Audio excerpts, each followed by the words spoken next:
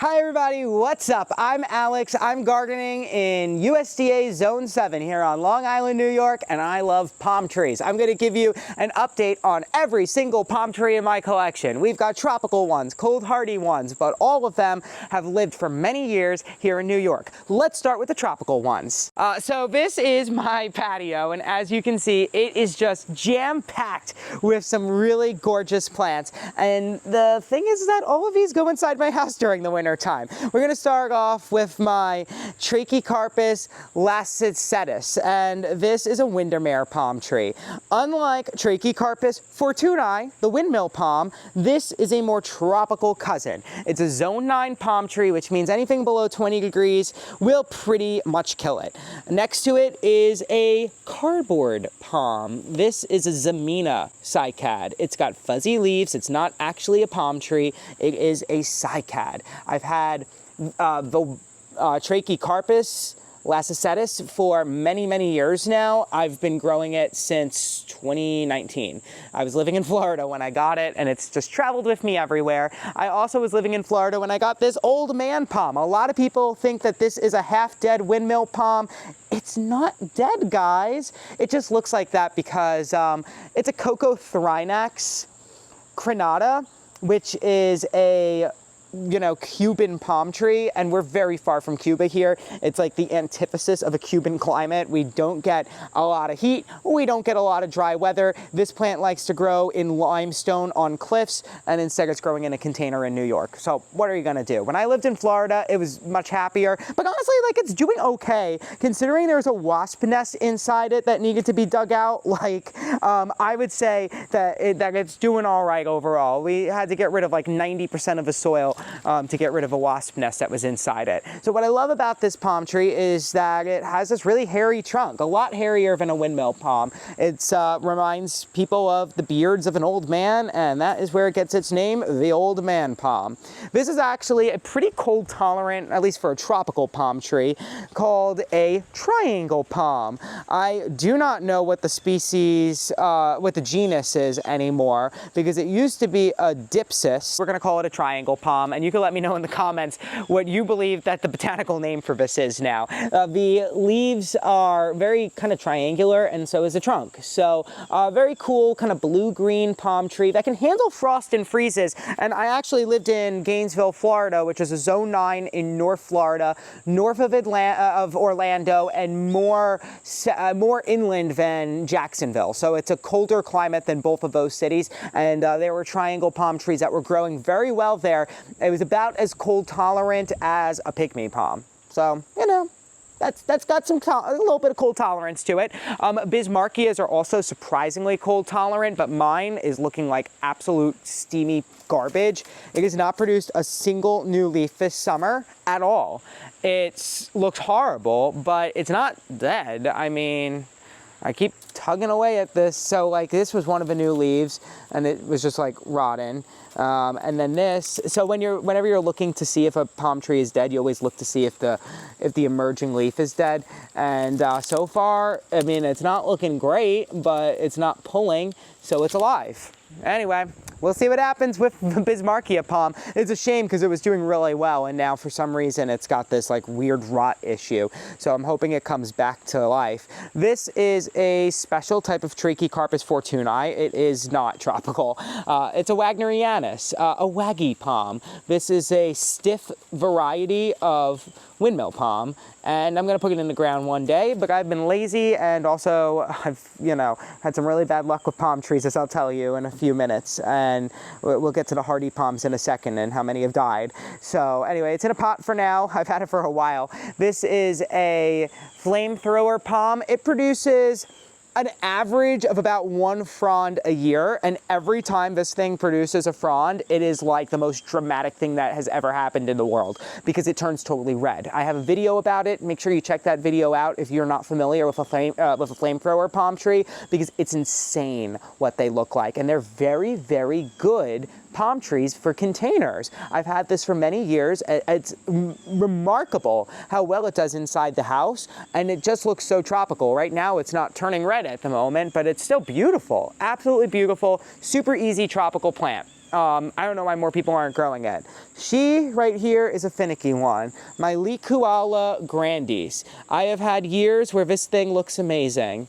And this year, it's nearly dead. I'm gonna put it under grow lights this winter and just say a prayer. It was being attacked by mealybugs, so I think that was the problem with it. This plant needs a lot of humidity, a lot of heat, not a lot of sunlight. It's just getting evening sun, and she's tough. She's a tough one to grow. I've had years where it looks really good, and this just isn't one of them, but I'm just happy it's alive. I've had it for a long time now. This is a lady palm tree, pretty cold hardy. I've kept it out in the snow. It's good down to like 20 degrees, but I bring it in if it gets much below freezing. But it's seen freezing temperatures, and it looks okay, right? Not too bad.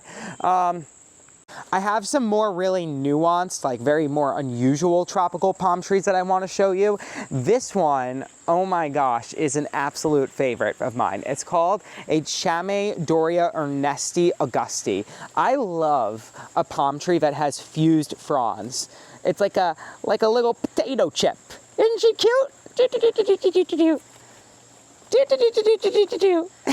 Isn't it great? So this is another Chamaedorea. It's very cold hardy. It's called Microspadix, and it has survived snow. I have a much bigger one. This is actually the baby that came from that big one. And it's the first palm tree that I've ever gotten seeds from, like in New York, like from flower to seed, all grown in New York. This is a bat flower. It's called a taka plant. It's related to yams, believe it or not. And look how unusual. It's like an alien, this flower. It's so cool. And it's not a palm tree. I just think it's cool. Next to this, though, is another Dypsis palm. It emerges with red fronds. It has these cute little bow tie looking fronds. How unusual is this? And the stem, if you can see it, is just so slender. It's so slim. Do you see that?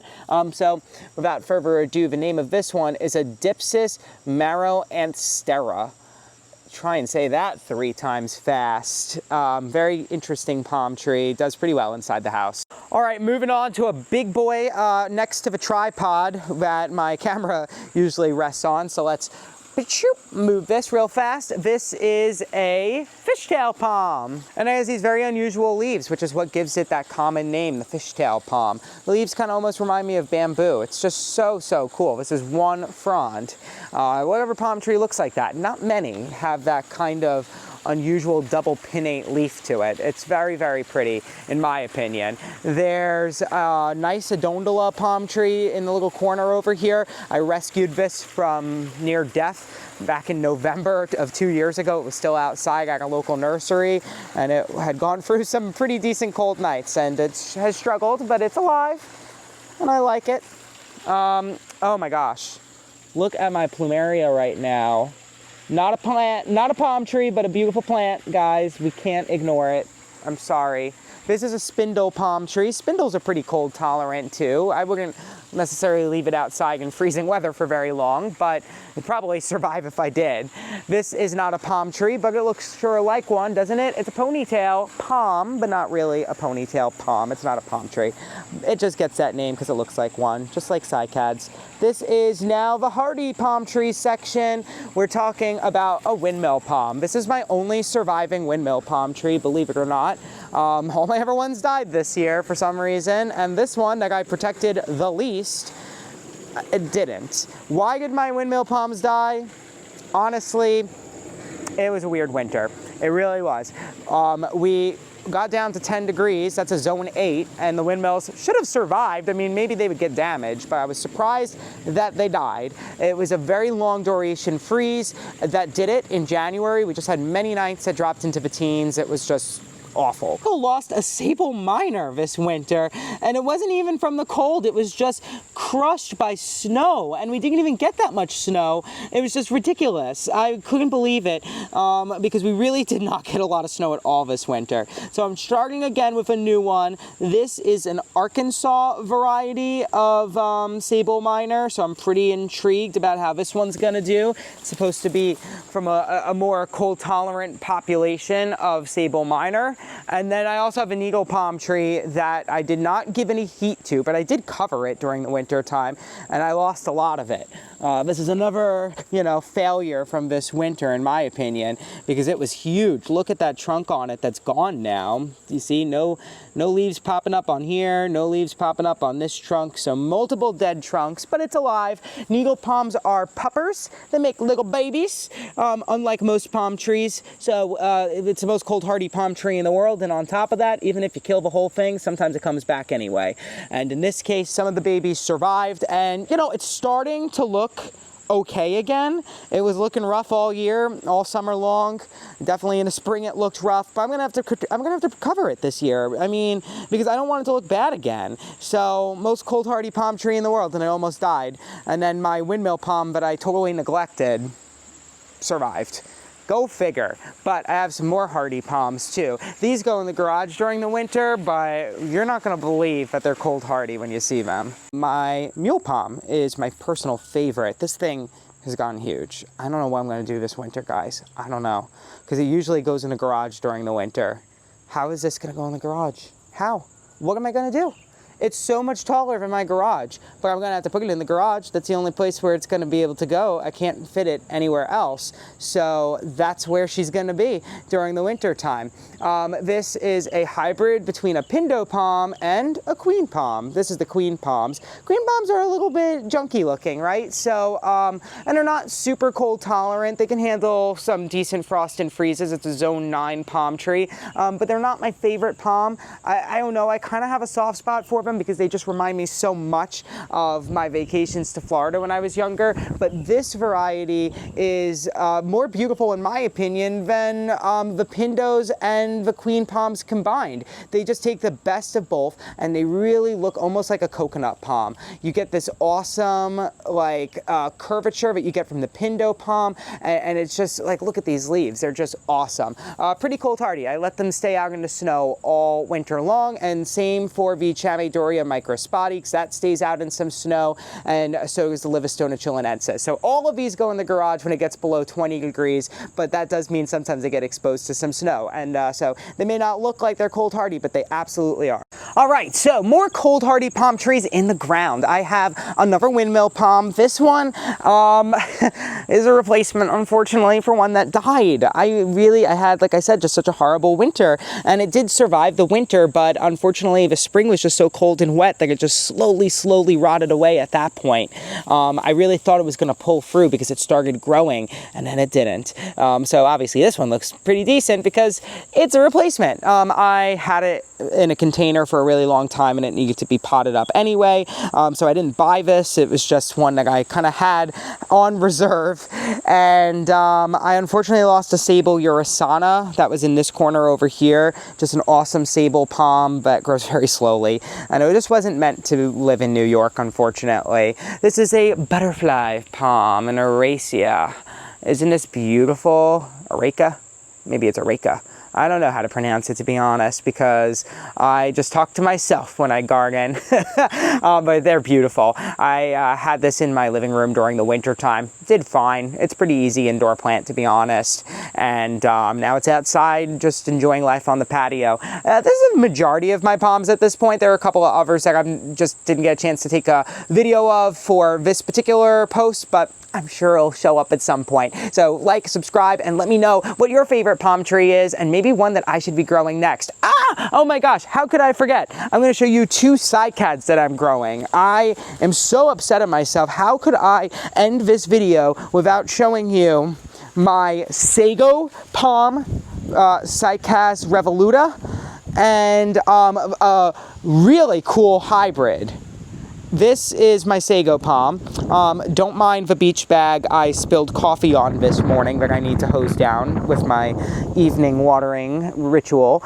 This is just so cool because I have some verbena, these beautiful flowers that are dangling from the pot. Verbena is pretty cold tolerant. It can even survive zone 7 winters, and so this entire container just gets pushed right into the garage when it gets cold out. It has seen cold, it's seen snow, but I try not to let it see see below 30 degrees. That's about the coldest Fahrenheit that I'll let it see, just because I don't want to damage those pretty fronds. So sagos and cycads in general, they have you know, a very close relationship to pine trees. They flush out with growth in a spring. They don't grow, you know, 1 frond, 2 fronds, 3 fronds, you know, individual single fronds throughout the summer like a palm tree does. They look like palm trees, but that's about where the relationship ends. And they are very toxic to doggies. So if you have a doggie, don't grow these, honestly, if they're, you know, if they're the kind of dog that'll chew on landscaping, because these are really toxic and unfortunately one of the few plants that can be fatal for dogs. So to the right over here is another type of cycad that's actually a hybrid. So it's a cross between a sago palm and a Cycas panzaihuaensis. That's the other parent, and that's a very cold tolerant palm tree that kind of has a bluish green tint to the fronds, and you can see that this one has some of those characteristics, and it's also a more upright frond habit, and you can see the difference here too. These have a more curvy frond. These are definitely strictly upright fronds. They are very cold tolerant. Allegedly, this is an even more cold tolerant cycad than a sago palm is, and very rare, especially a hybrid. I don't know anybody who's really growing a hybrid of these two species, so we'll see how it eventually does over the winter. Maybe in the ground I'll put it one day when I'm feeling really lucky. But right now it goes in a container, it stays in a container, and it goes in a garage. And it does really well. Again, it has seen some pretty decent colds, so this stays outside for a really good chunk of the year. So even when the weather starts getting cooler, this is gonna still be outside living its best life. All right, that's about it for the palm tree talk for now, and I'll see y'all really soon. Bye.